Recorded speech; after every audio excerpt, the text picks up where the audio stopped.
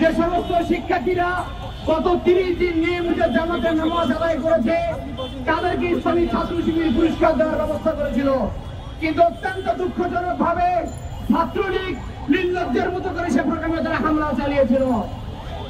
আমরা এই হামলার ছাত্র দলের এই হামলার আমরা তীব্র নিন্দা এবং প্রতিবাদ জানাচ্ছি। সংগ্রামী উপস্থিতি, আপনারা দেখে থাকবেন বিএনপি ও তার অঙ্গ সংগঠন বাংলাদেশে বর্তমানে অতিমাত্রায় বাড়াবাড়ি শুরু করেছে। আপনারা গতকাল দেখেছেন বেগম জিয়ার বাসভবনের সামনে আমার দেশ সাংবাদিক জাহিদুল ইসলামকে তারা ঘরের মধ্যে ডেকে নিয়ে মারধর করেছে। আপনারা দেখেছেন আরটিভির সাংবাদিক সিনিয়র সাংবাদিক বরেণ্য গফরকে এবং মাহফুজ ভাইকে তারা বিনা কারণে চাকরিচ্যুত করেছে।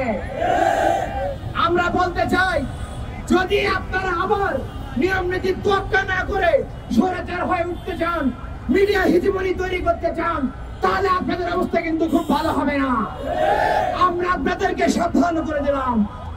সংগ্রামী উপস্থিতি, গতকাল জগন্নাথ বিশ্ববিদ্যালয়ে ছাত্র দলের নেতা জুনায়েদ নির্মম হত্যাকাণ্ডের শিকার হয়েছে।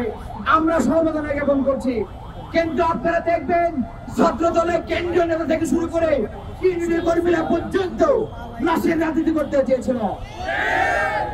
একটা নারী ঘটিত কারণে একজন হত্যা হয়েছে, কিন্তু সে হত্যাকে কেন্দ্র করে দেশব্যাপী তারা কর্মসূচি দিয়েছে। এর যে বড় দলীয় তার কখনো হতে পারে না।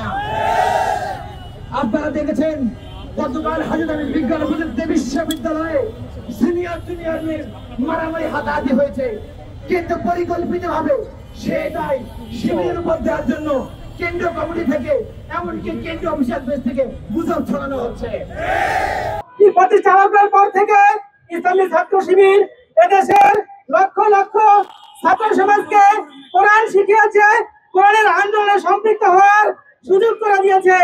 নব্য ফ্যাসিস্টরা হামলা করে বাধা দান করে আমাদেরকে এই কর্মসূচি থেকে বিরত রাখতে পারবে না ইনশাআল্লাহ। আমরা এর প্রতিবাদে বাংলাদেশের প্রতিটি আনাচে কানাচে, প্রতিটি পাড়া মহল্লায়, প্রতিটি মসজিদে আমরা কোরআনের কর্মসূচি, কোরআন তালিম, তারজুল কোরআনের মাধ্যমে ব্যাপকভাবে ছড়িয়ে দিবেন ইনশাআল্লাহ। কোরআনের জন্য ইসলামী ছাত্র শিবির জীবন দিতে আগেও প্রস্তুত ছিল, আগামীতেও প্রস্তুত থাকবে ইনশাআল্লাহ।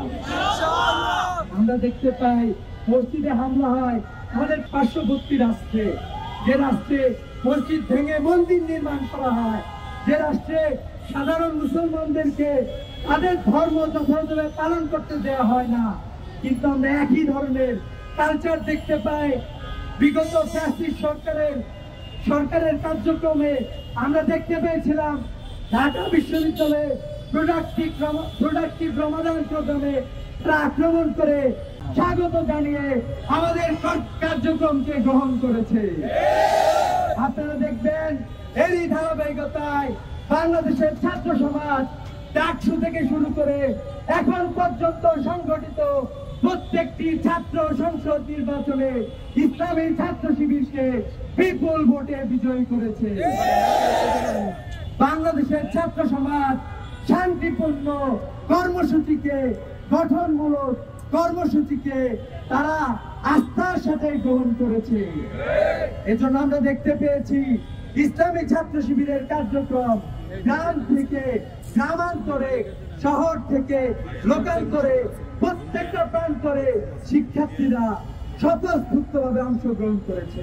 নোয়াখালীর মসজিদে কোরআনের কর্মসূচি গ্রহণ করে সেই কর্মসূচিতে ঘোষণা দিয়ে যুবদল এবং স্থানীয় সন্ত্রাসীরা সেই কর্মসূচিতে হামলা করেছে।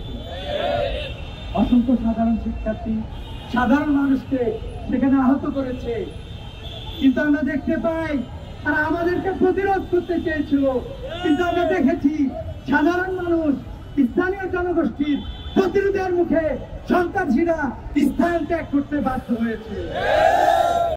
ডক্টর মোহাম্মদ ইউনূসকে আমরা হুঁশিয়ার উচ্চারণ করতে চাই, অনতিবিলম্বে এ সকল হামলার সুষ্ঠু তদন্ত সাপেক্ষে এগুলোর বিচার নিশ্চিত করার আহ্বান জানিয়ে আজকের কর্মসূচি শেষ করছি।